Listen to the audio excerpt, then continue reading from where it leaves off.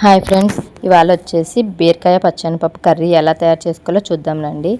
Pan పెట్టుకొని stove on చేసి pan పెట్టుకొని 2 టేబుల్ స్పూన్స్ ఆయిల్ వేసుకొని 2 పచ్చిమిర్చి 1 ఆనియన్ ఆర్ 2 ఆనియన్స్ వేసుకొని కట్ చేసుకొని ఫ్రై చేసుకోవాలండి.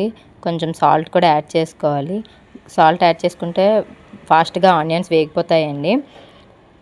ఫ్రై కలుపుకొని గోల్డెన్ బ్రౌన్ కలర్ వచ్చినంత వరకు వేయించుకొని అందులో బీరకాయలు వేయాలండి.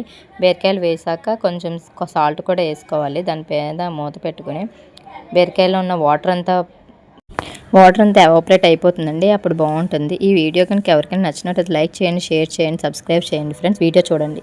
అలాగే నెక్స్ట్ వీడియో ఏం చేయమంటారు కామెంట్ సెక్షన్లో కామెంట్ చేయండి. అదంతా వేగిపోయాక పచ్చెనపప్పు నానబెట్టుకొని ఉంచుకున్న పచ్చెనపప్పు వేయాలండి. నేను ఆల్రెడీ ముందే నానబెట్టుకొని ఉంచుకున్నాను. ఆ పచ్చెనపప్పు వేసానండి. దాన్ని కూడా కొంచెం సేపు వేపాక పచ్చెనపప్పు వేగిపోయాక కొంచెం కారం వేస్తానండి. కొంచెం సాల్ట్ ఆల్రెడీ వేసాను. బీరకాయలు వేగినప్పుడు కూడా కొంచెం వేసానండి.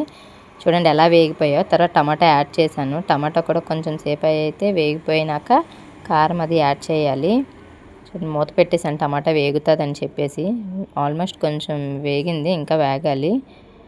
టమాటా వేగాక అప్పుడు సాల్ట్ వేసేసాను కాబట్టి ఓన్లీ కారమే వేస్తానండి. మళ్ళీ మూత పెట్టుకుని కొంచెంసేపు ఉంచుకుందామని చెప్పేసి ఉంచానండి. చూడండి ఎలా వేగుతుందో. వాటర్ అంత టమాటీ అంతా వేగిపోయింది బాగా. ఇప్పుడు వేగిపోయిందండి. అడుగు అలా కలుపుతున్నాను చూడండి. సిమ్లో పెట్టి అలా వేస్తున్నానండి. తర్వాత కారం వేసానండి, తగినంత కారం.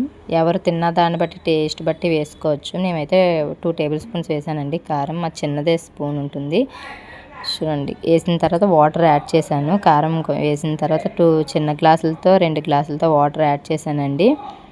వాటర్ వేసాక కొంచెం కలిపేసుకొని కొంచెంసేపు ఉంచుకున్న తర్వాత స్టవ్ ఆపేస్తాను. అంతేనండి, అయిపోయింది బీరకాయ పచ్చెనపప్పు కర్రీ. చూడండి దగ్గర నుంచి తీసాను జూమ్ చేసి. అలా వస్తుందండి. వాటర్ అంతా ఎవాపరేట్ అయిపోతుంది. ఎవాపరేట్ అయ్యాక చక్కగా బాగుంటుందండి బీరకాయ పచ్చెనపప్పు కర్రీ. Bye friends.